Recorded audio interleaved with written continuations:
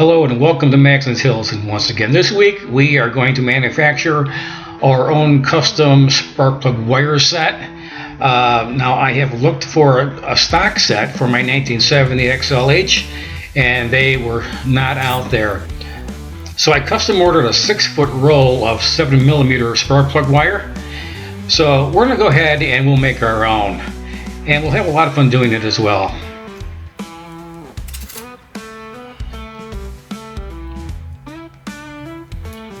Now I ordered everything you see here from Tons Performance. All the brass fittings and all the different style spark plug boots you need. And they have everything right there, and it's not expensive at all. So let's go ahead and we'll have a little bit of fun here and we'll make our own spark plug wires. Now I don't have these little specialty crimp tool, so I'm going to use what I have and I'm going to crimp down the brass fitting so it's nice and tight.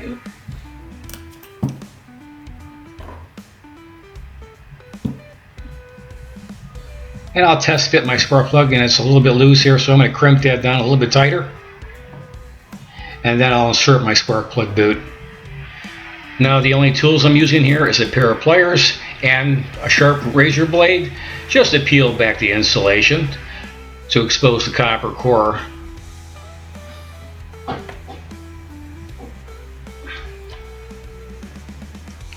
Now, as I said, I started with a 6-foot length, and by the time I was finished I had 8 inches left over, so I ordered just right for the 1970 Sportster XLH because they tend to be a little bit longer, because you have to run from the coil, which is mounted underneath the seat, and that wire is going to go from there to the front cylinder, so that's quite a length. Alright, now the rear cylinder is a lot shorter, so you don't have to worry too much there. And what I like about ordering from Tons Performance is that they have so many different styles. If you're going to build a custom bike or something like that, and the cloth wires that they sell you come in all different colors and different styles, and so you can custom make everything just to fit your bike and to look really, really great. And they give your bike a nice custom look as well.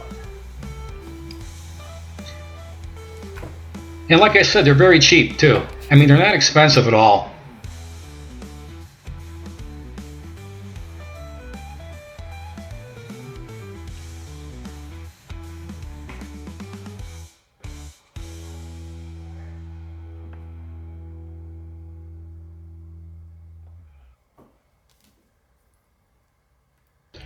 And I don't have that specialty crimping tool, so I'll make do for what I have over here. It's not a problem. And I'll route the copper core wire right through the side hole of the brass fitting, and then crimp the whole thing down nice and tight. And then all I have left to do is a slide over my little rubber boot over the top of that, and one end is complete. So it should look just like this right here. Now they recommend using 8mm spark plug wire, but they were out of stock with the style I was after, so I settled for the 7mm instead. And the 7mm seems to work great. I got about 500 miles on the bike since I put these on, and they're working perfectly, so it's not a problem. Now I have a hair dryer here. I'm going to heat up the rubber boot so it's easy to expand over the copper fitting, or if you have a heat gun. You just don't get it too hot, just enough to soften up the rubber so it stretches easily over that copper fitting.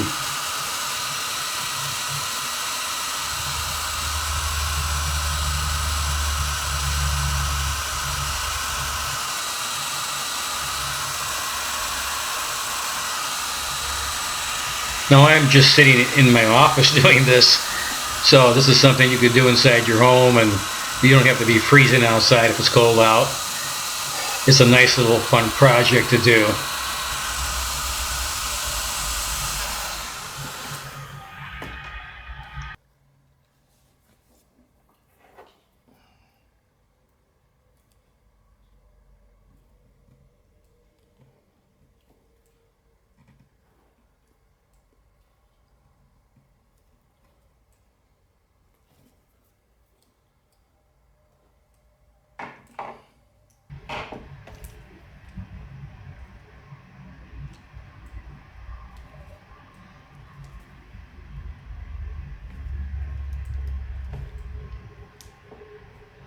And with the rubber boot expanded a little bit from the heat, it's much easier to slide over the copper fitting.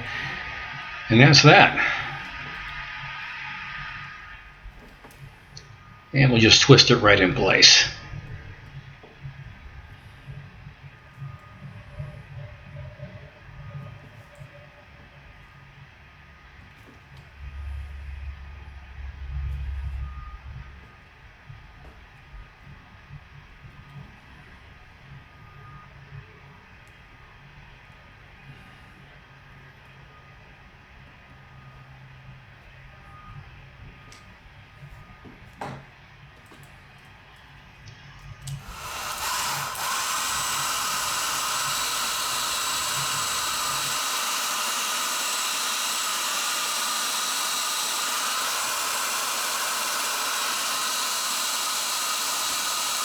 I'm going to have to heat these up a little bit more because these boots are really tight fits, which is a good thing.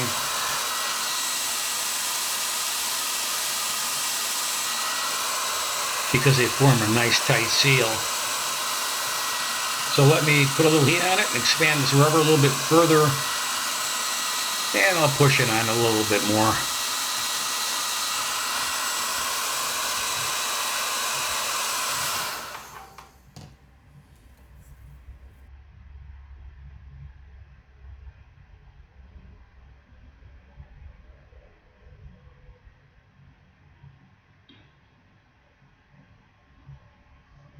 It's kind of hot.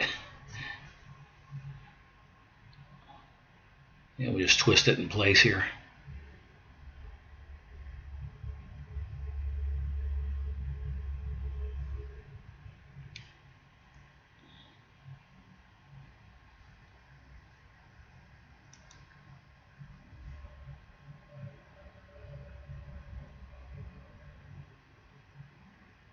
And that's that. One end complete.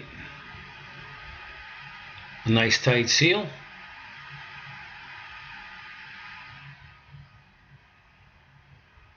And let's work on the other end now.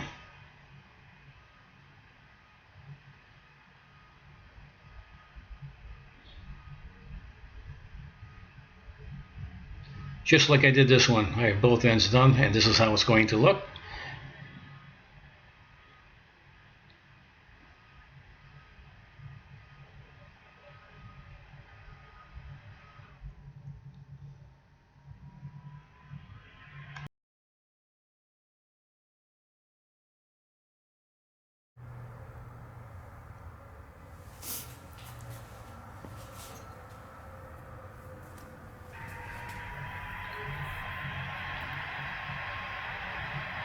Okay, here are my new custom-made plug wires, so I'm going to go ahead and I'm going to hook them up from the coil that's mounted underneath the rear seat, and I'm going to go ahead and kind of route these things nice and neatly.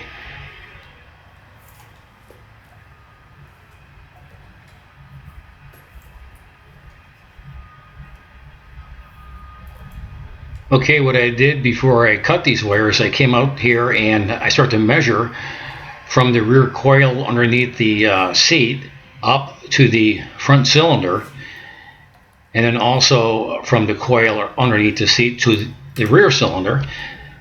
So I cut the wires at the right length. I added a little extra just in case, and then I just custom cut them because I wanted to make sure that I didn't cut these too short, because I only have one crack at it because I ordered a 6-foot length.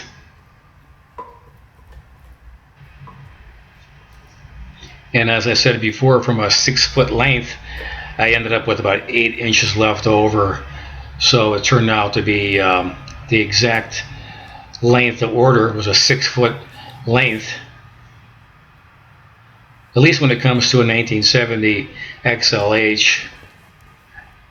And you can see that it's a long wire coming from the rear coil to the front cylinder.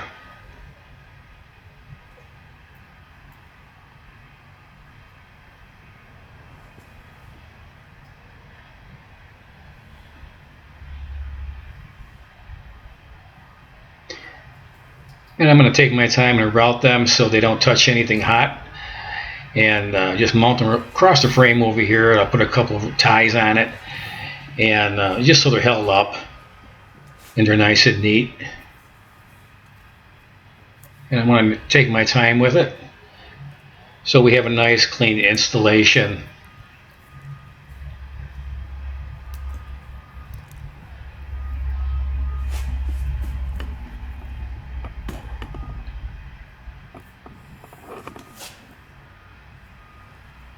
And you know what? I would recommend that you should make your own, because I don't think I'll ever buy a set that's already pre-cut already, or pre-made, I should say. I think from now on, I am going to order my own lengths of spark plug wire and order all the brass fittings and boots, and I'm going to custom make everything myself from now on, because I like the result of this. It really turned out nicely. And it gives you that kind of freedom to kind of route them across your motorcycle in the best way possible. So you don't have to worry about if they're too short or they're too long or they're sloppy looking.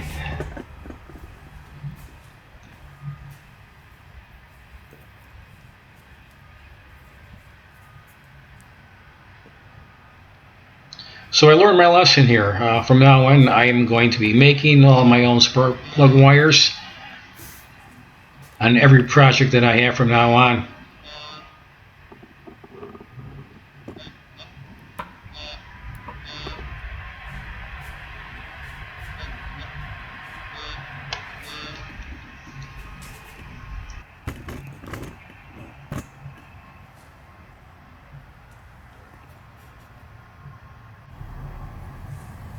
Okay, in this clip here, I'm going to show you how I just started. Before I put the boots on the wires, I came out here and I just start to fit everything first, and to make sure I had all the lengths just right, and I began to route them so I wouldn't cut the spark plug wire off too short.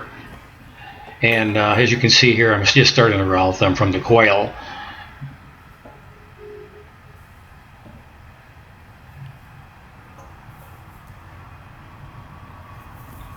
And trying to figure out the best route over here, where it stays away from all the heated parts of the engine. And then after I figured that out, and then I came with the proper length, and then I just snipped it right there, and then went ahead and I crimped on the brass fitting and installed a rubber boot, and came back out here and put everything together, and I just routed them all in place, tied them up, and it turned out to be a super neat and clean installation when I was finished with it, and I was extremely happy with it.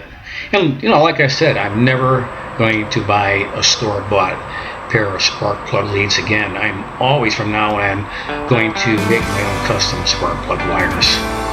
And I recommend you do the same thing, because they're not expensive. And it gives you a lot of leeway to make a very beautiful, custom, clean installation as well. And here's the end result. You can see that everything is tucked away nice and neatly.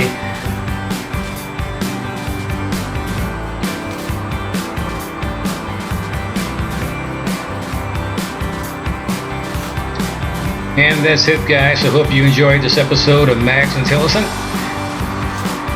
And until then, I'll see you guys next week. You take care of yourselves.